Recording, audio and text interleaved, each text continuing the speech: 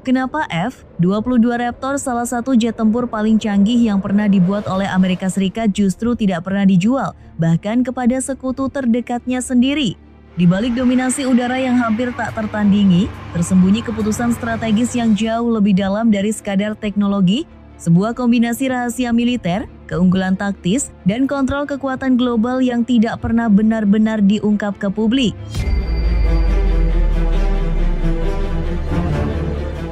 Di dunia militer modern, aliansi tidak selalu berarti keterbukaan penuh. Amerika Serikat memang dikenal sebagai pemasok senjata terbesar di dunia, dari F-35 Lightning II hingga berbagai sistem pertahanan mutakhir yang digunakan sekutu-sekutunya. Namun, di balik pola distribusi itu, ada satu garis batas yang tidak pernah dilanggar, sebuah teknologi yang tetap dikunci rapat dari pasar global. F-22 Raptor bukan sekadar pesawat tempur, ia adalah representasi supremasi udara, aset strategis yang dirancang bukan untuk dibagi, melainkan untuk memastikan dominasi tetap berada di tangan pembuatnya. Bukan soal uang, melainkan soal kendali. Banyak negara sekutu sebenarnya memiliki kapasitas finansial dan hubungan strategis yang cukup untuk mengakuisisi F-22 mulai dari Jepang, Australia hingga beberapa anggota NATO. Namun Amerika tetap menutup akses. Alasannya sederhana tapi krusial. Dalam ekosistem kekuatan militer modern, menjual sistem senjata paling unggul berarti berbagi kendali atas keunggulan itu sendiri.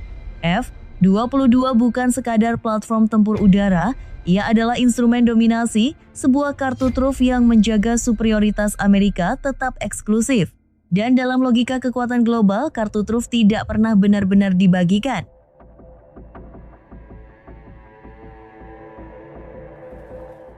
F-22 dibangun dengan fondasi teknologi stealth generasi awal yang tingkat kerahasiaannya sangat tinggi, bukan hanya dirancang untuk sulit dideteksi, tetapi juga untuk hampir mustahil direplikasi tanpa akses ke detail teknis inti.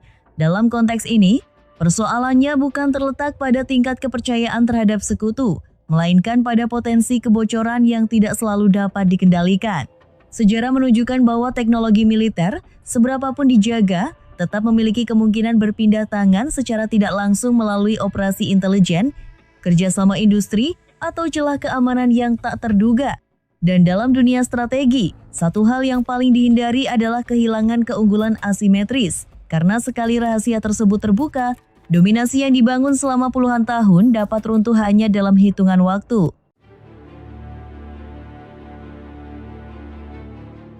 Dalam setiap aliansi militer, hierarki kekuatan bukan sekadar simbol, melainkan instrumen strategis yang dijaga dengan disiplin tinggi. Amerika Serikat menempatkan dirinya di puncak struktur ini, dan keputusan untuk tidak mengekspor F-22 Raptor mencerminkan konsistensi tersebut. Dengan mempertahankan eksklusivitas platform ini, Amerika memastikan bahwa dominasi udara tetap berada dalam kendalinya bukan hanya terhadap lawan, tetapi juga dalam relasi dengan sekutu. Hasilnya jelas, tidak ada negara lain yang benar-benar mencapai tingkat kapabilitas yang setara di udara. Dan bahkan mitra terdekat sekalipun tetap beroperasi satu tingkat di bawah dalam hierarki kekuatan global. Sebagai alternatif, F-35 Lightning II memang ditawarkan kepada banyak sekutu sebagai solusi tempur udara generasi terbaru.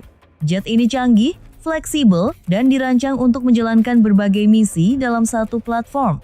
Namun, ada perbedaan mendasar yang tidak bisa diabaikan. F-35 Lightning II adalah pesawat multi-role, sementara F-22 Raptor sejak awal diciptakan khusus untuk air dominance menguasai langit tanpa kompromi. Analogi sederhananya, F-35 ibarat smartphone flagship, kuat, serbaguna, dan tersedia luas. Tapi F-22 lebih seperti perangkat militer eksklusif dengan fungsi sangat spesifik yang bukan hanya tidak dijual, tapi memang tidak pernah dimaksudkan untuk dimiliki siapapun selain Amerika.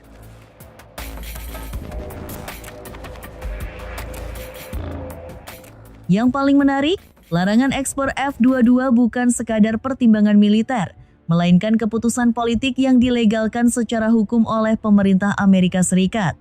Kebijakan ini secara eksplisit mengunci F-22 agar tidak pernah dijual ke negara lain, bahkan kepada sekutu terdekat sekalipun.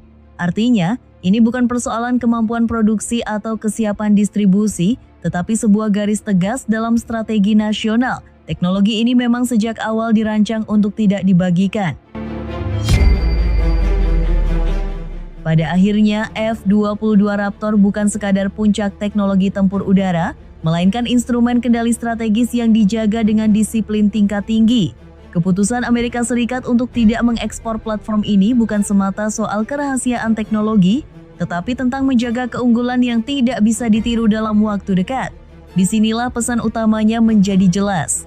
Dominasi bukan hanya dibangun dari kekuatan, tetapi dari kemampuan untuk menentukan siapa yang boleh mendekati dan siapa yang harus tetap berada di luar lingkaran.